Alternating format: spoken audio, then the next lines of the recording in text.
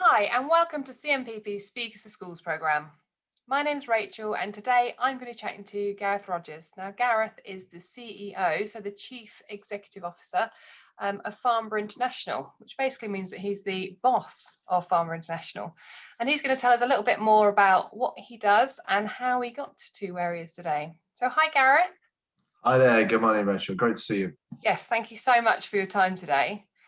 So Gareth, can we start by finding out what it is you actually do? So my role is to ensure that everything that happens in a company happens efficiently, happens effectively, that sort of across all facets and all areas of Farnborough International, but also to set the strategy of the business, ensure that we are selling the right products, delivering the right products, speaking to our customers, and just, ensuring that people are doing their jobs as well, which sometimes is one of the key elements. So it's a very wide-ranging job, a job with a lot of responsibility, but also one I thoroughly enjoy. So. And for those of us that might not know, just give us a little brief description of Farnborough International, because it's a massive exhibition centre, isn't it, based in Farnborough? Yeah, so it's got two facets to it. One people we're more traditionally familiar with, which is the running of the Farnborough International Airshow. So we put that show on, and we deliver the show from start to finish, talk to our customers, and most of your students will have seen that at some point in their lives, flying above the skies every 2 years. And the next one of those takes place July next year. But we also, in February 2018, opened the Farnborough International Conference Centre. So it's one of the largest conference centres in the south of England, outside of London, 20,000 square metres. And so we put on exhibitions. So anything from the air show takes place there, but also car shows, wedding shows, women in business, conferences. We've had fun fairs in there. We've done all sorts of things, but it's a huge, massive space that we sort of rent out to businesses, but also perform and undertake our own exhibitions in there as well. Yeah, super. And so can you then tell us how you got to this position? So going back to probably when you left school then. Oh, that's a long time ago. So you might have noticed a slight un-Hampshire accent in how I speak. I grew up in Sheffield. I came to university down in Southampton. I came to could be next to the sea. When I came to Southampton, to realise it's not actually on the sea; it's just an oil refinery of a beach. So I moved down here, came to university, became an accountant at KPMG and then later Deloitte, and then. One day, one of my bosses came to me and asked if I wanted to spend a bit of time working for a local business as sort of 2 days a week as a finance director. Little did I know that it was Southampton Football Club that he was going to introduce me to.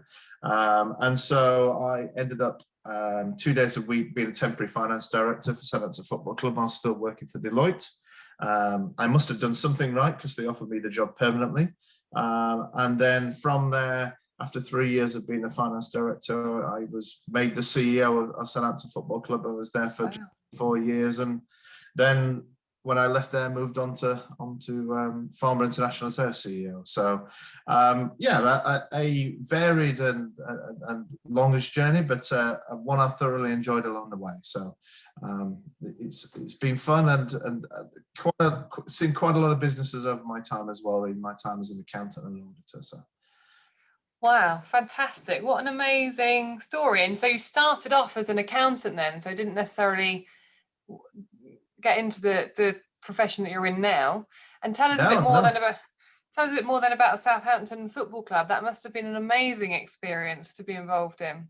Yeah, I mean, it was particularly, especially at the time that I was there, where I think I joined them when they were sort of languishing the bottom part of League One, and I followed them, was with them all the way up to the Premier League, 4 years in the Premier League, sort of cup finals and 2 trips to Europe and 4 consecutive top 8 finishes. So for Southampton, it was an amazing time. But more than anything, it's about working within business. It's not. It sounds glamorous and all the things that you'd expect from Premier League football, but actually, it's about operating a business. It's about working with people. It's about people think that football clubs is just about a team that plays and those are things, but actually, there was 350 staff behind that. And, right for enough commercial ticket sellers, operations, all those things, coaches, trainers, sports medicine, sports science, all of those facets that come to form a business. And that's one of the things that many people don't necessarily see or understand when they start off in businesses, how wide ranging, how diverse all businesses are. And there's opportunities generally in most sectors in different parts and different things that people want to go into. Yeah. And so you came from the accountant and the finance background. So that is similar, isn't it? I suppose you're overseeing a business financially, and then that's what Yes. took you into the CEO role. Yeah, I mean, ultimately, every business has to make money, or it has to survive, but it needs money to survive. So, there's always a finance element of all jobs, but also as a CEO, there's a heavy finance element of it as well, because you have to ensure that what it's doing, it's making the profits and things it needs to make. So yeah. And so what made you then choose to go from Southampton to Farnborough International? So my time at Southampton came to an end. I just felt it was the right time that we parted ways. I've been there 7 years. I was looking for a new challenge. I was looking for a challenge with a business that was prominent, that had a great history behind it, that had a great story to tell, but also that I felt had a real challenge underneath it. So it was just about to open the new conference centre. They were looking to grow and develop the airshow and its aerospace business, and it just appealed to me. And I've been there just over 3 years now and thoroughly enjoyed it. So how long's Farnborough International been? When was it opened? So the exhibition centre or the business as a whole? I suppose the exhibition centre. Yeah, so the exhibition centre was opened in early 2018, so it's only just 3 years. Right. So it's a brand new asset on our doorsteps in Hampshire and Surrey borders, and it's an unbelievable place in terms of its size and its scale, and something that is unrivaled across the majority of the south of England outside of London. Yeah, and that's fantastic. And I suppose that we don't always know that it's there, and it's such a fantastic opportunity for young students, and so many job opportunities right on our doorstep within the exhibition centre. We're a business of around 60 people, but when I joined, we were only sort of 40, 45. So just in that 3 years, we've grown, and the majority of that growth has been into the new venue that we've opened. It's created new roles. We take apprenticeships on, we take internships, and we're always looking to the local area, and the majority of our staff come from the local area. I appreciate I come up from Southampton every day, but I'm quite unusual for the majority of our staff. So most come within sort of 15 miles of Farnborough. Yeah. And so what then has been your biggest reward, or what do you enjoy the most about your job? Working with the people I do, I think that's and the challenge that it brings is trying to get the best out of people, and also trying to get them to do new things and experience new things, and also that is with me as well. Is I love businesses that aren't always standing still, that are always looking to do different things, and certainly the last year in the pandemic has challenged us more than anything, because we've had to do new things and had to try new things. So that's been a real benefit to me personally, but also to our staff as well, despite it being incredibly difficult for the obvious financial reasons of not being able to put on live events, which is what our bread and butter is. So yeah, I mean, that must have been an absolute huge challenge for you and for the business. But has there been any other big challenges from your start of your career to where you are now that you can think of? Look, when you're building a career, there's always challenges. I think one of the key challenges is to make sure that you're prepared to take advice and listen to those who have been there and done things and experienced things, and wanting to share their knowledge with you. Is you can always learn from people, no matter how old you are in a career. And I'm learning my job today, every day, from my other directors and advisors and those sort of things. So that to me would be that, whilst in terms of a challenge, just moving and growing and developing and learning new things, to me is always the biggest challenge, because if you do that, it allows you to have a greater depth of experience, and it gives you a greater opportunity of what you want to do next in your career and in your life. And yeah, And it isn't always about climbing the career ladder. I don't necessarily mean that. I just mean it gives you the opportunity to do what you would like to do if you can get that greater experience and wide ranging experience. Yeah.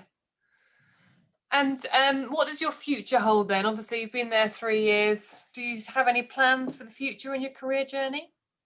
But as I sit here today, my plan is to grow and develop Farnborough International. And you know what, I try not to look too far ahead in my career in terms of I want to be this or I want to be that. I've never really done that, which might surprise you given sort of the jobs I've sat in. I've always tried to look at how can I challenge myself. So what am I doing next, and is it challenging? Is it challenging myself? Am I doing something different? Am I doing something new? And is the job that I'm in providing me with that challenge? To me, that makes me enjoy my job. And I think if you're enjoying your job, you're happy where you are, and therefore you're not necessarily looking to the future. But if you are challenging yourself by default, you're automatically growing in experience, as I spoke earlier, and therefore you're already developing your future that comes out of it. So that would be my best advice is not to always to be looking to the future, but just be always saying, have I spent the last year learning something? Am I going to spend the next year learning something and doing something? Yeah.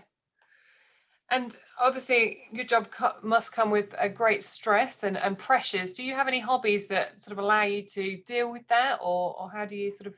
Well, I have 3 children, so that's I'm not sure I have time for for hobbies and other things. But I try to play football. I've just restarted that again to try and sort of end of the week is sort of get some of that steam let off and run around and all those good things and just get out and spend time with the family. So it is important to be all-encompassing with work. It's one of the things I learned at the football club. It was very all-encompassing, and to an extent, it's some people like that and are happy with that. Other people want a balance, and it's different for everybody.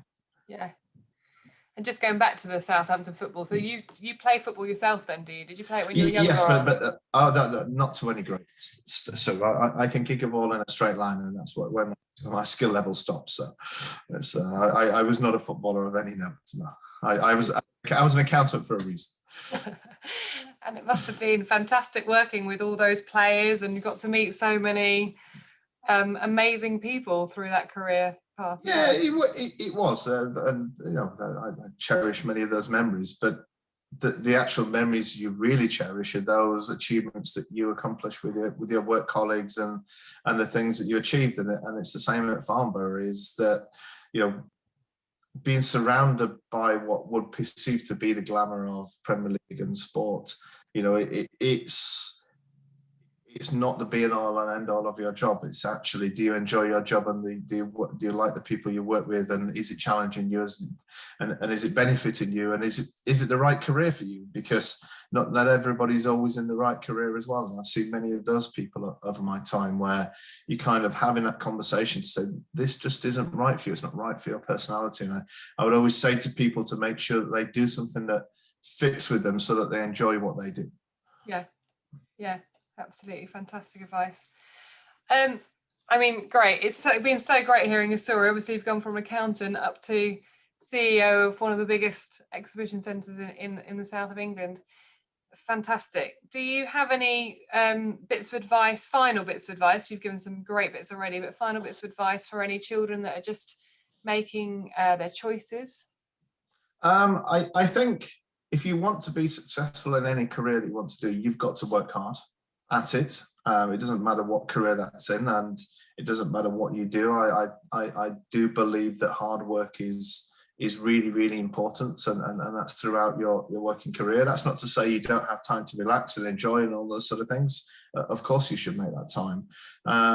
But I would go back to the point I made earlier, is doing something that you enjoy from a young age, challenging yourself, but also trying to push yourself slightly out of your comfort zone on a regular basis, but not too far that you don't have the support, or that you're pushing yourself where you're not able to control what's going on around you. But actually that always gains you experience, and if it gains you experience, when you come to your next job or your next move, or where you head on to, you'll be able to share those experiences with people around you, and it will also allow and open doors and opportunities for you. And that's what happened with me. Is yes, I was in the right place at the right time for certain things that came up, and particularly with the football club opportunities, but I had to be able to do the things and have the experience I had in order to take advantage of those opportunities. So I would never say people are lucky in life, because you have to, you make your own luck. And I would say that to people is you generally make your own luck by working hard and giving yourself the best chance to take advantage of those opportunities when they come around.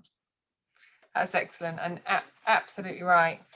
Thank you so much, Gareth. No problem. It's been a pleasure. Yeah, no, thank you for your time today. It's been great chatting to you.